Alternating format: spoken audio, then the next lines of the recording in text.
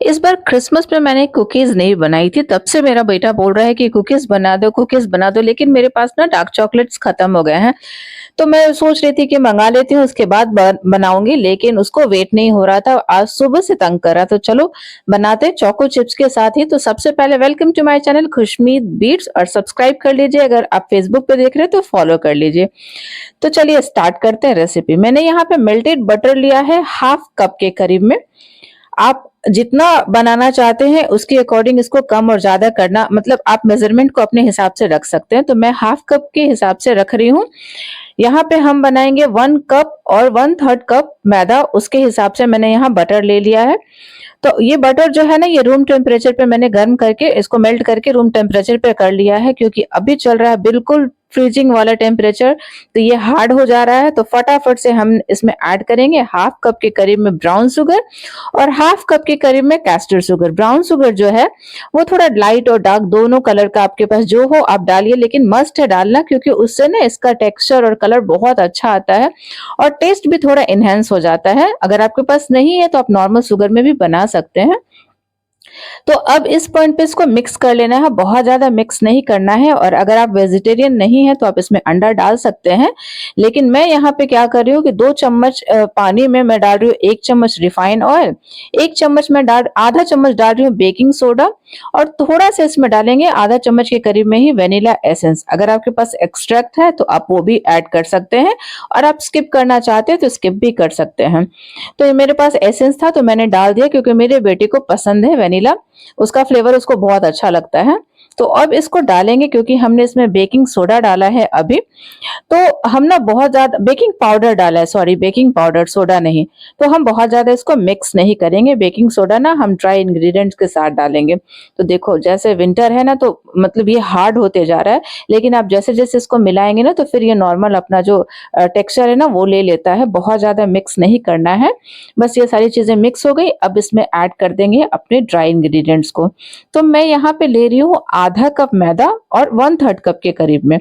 तो आप इसको भी अपने हिसाब से कम बेसी कर सकते हैं, मेजरमेंट को बस ध्यान रखना है कि जितना है उसका आपका डबल करना है आपको, अगर ज्यादा बनाना है तो। उसके बाद इसमें कुछ चीजें और डालना है, आप इसमें कॉर्नस्टार्च डालिए आधा चम्मच के करीब में। तो मैं यहाँ ना पहले मैदे को छान ले रही हूँ, उसके बाद कॉर्नस्टार्च इसमें डालूंगी, तो उससे आपको पता चलेगा कि मैं कितना यूज कर रही हूँ। तो यहाँ पे 1 टेबल स्पून के करीब में मैंने कॉर्नस्टार्च लिया है, बेकिंग सोडा लिया है 1/4, और थोड़ा सा पिंच ऑफ सॉल्ट लिया है। सॉल्ट थोड़ा सा डाल दीजिएगा, अगर बटर आपका सॉल्टेड है तो आप स्किप कर दीजिएगा। उसके बाद इसको अच्छे से मिक्स करना है, और ये ना बिल्कुल मतलब हार्ड होते जा रहा था विंटर में। तो मुझे लग रहा था कि बिना हाथ लगाए तो होगा नहीं, फिर भी मैं ट्राई कर रही हूँ। अगर इससे ये बन गया तो ठीक है, अदरवाइज तो हाथ लगाना पड़ेगा, क्योंकि हाथ की गर्मी से ना ये अच्छे से बाइंड हो जाएगा। तो कुछ चीजों का हमको इसमें ध्यान देना है कि बहुत ज्यादा इसको मसलना नहीं है, बिल्कुल हल्के हाथ से इसको बाइंड करेंगे। क्योंकि अगर जब हम बेकिंग पाउडर और बेकिंग सोडा का यूज करते हैं ना, तो बहुत ज्यादा मिक्स नहीं करते हैं उसको, और एक ही तरफ से मिक्स करते हुए कट एंड फोल्ड वाला मेथड जो होता है, तो मैं इसको हाथ से मिक्स करूंगी।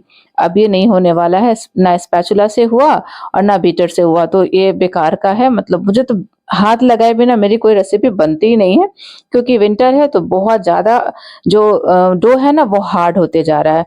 तो अब हाथ से हल्का हल्का मसलूंगी, तो थोड़ा सा मे बी जो बटर है वो मेल्ट हो जाए, क्योंकि ये ऐसी चीज है कि इसको आप गर्म तो कर नहीं सकते। तो बस इतना ध्यान दीजिए, फटाफट से इसको बनाना है, और उसके बाद इसको 1 घंटे के लिए रेस्ट करके छोड़ सकते हैं।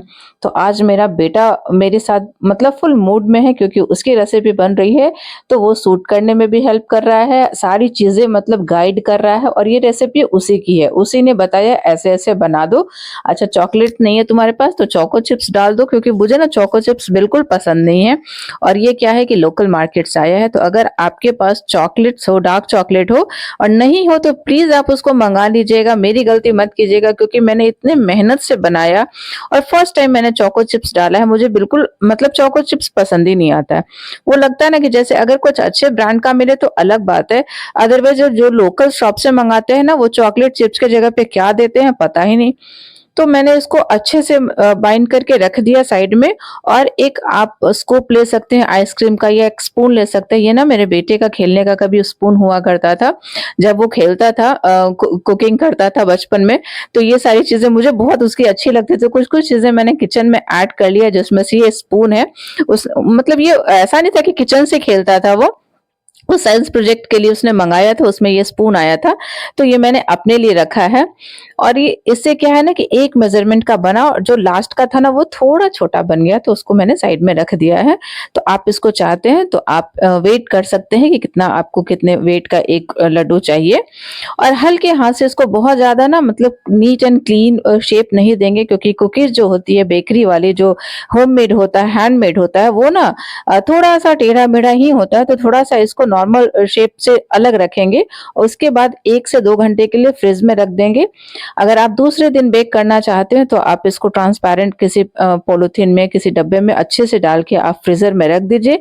जब आपको बेक करना है, आप निकाल के इसको बेक कर सकते हैं।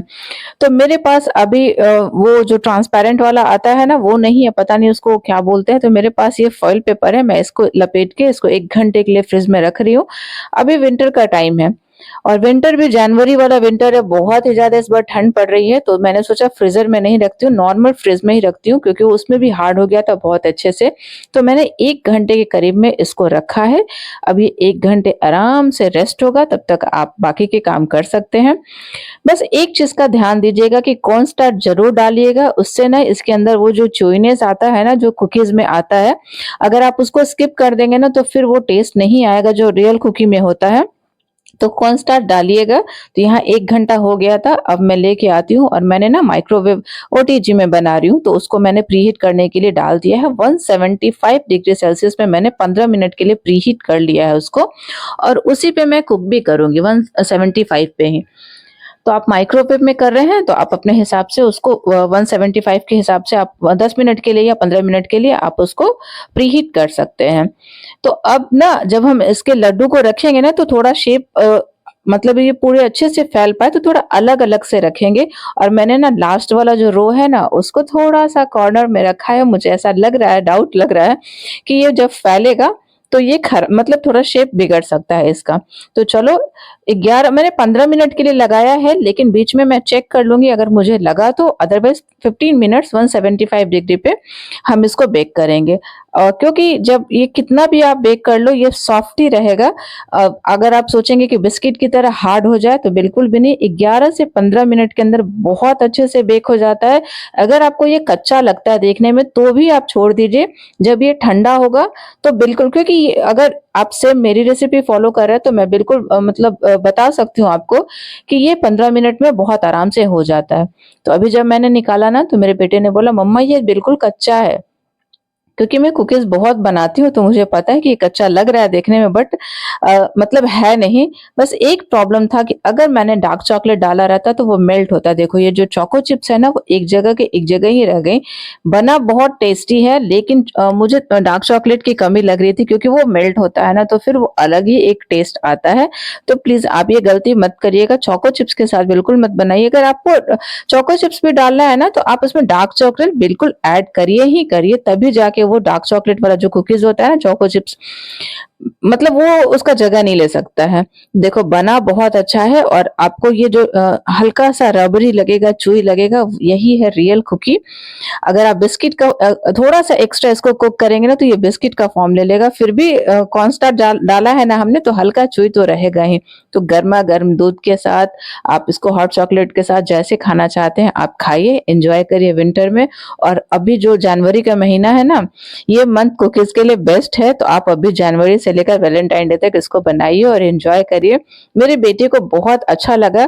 अब कभी मैं डार्क चॉकलेट के साथ बनाऊँगी ना तो वो भी शेयर करूँगी। तो चलो बनाओ और बताओ कि ये रेसिपी आप लोगों को कैसी लगी। बिल्कुल सिंपल तरीके से मैंने बताया है, लेकिन 100% फुल प्रूफ रेसिपी है। जो मैंने मेज़रमेंट बताया है आप वैसे बनाना, बहुत ही अच्छा बनेगा। शेप आप अपने अकॉर्डिंग रख सकते हो। चलो बाय, मिलती हूँ नेक्स्ट रेसिपी में, बाय।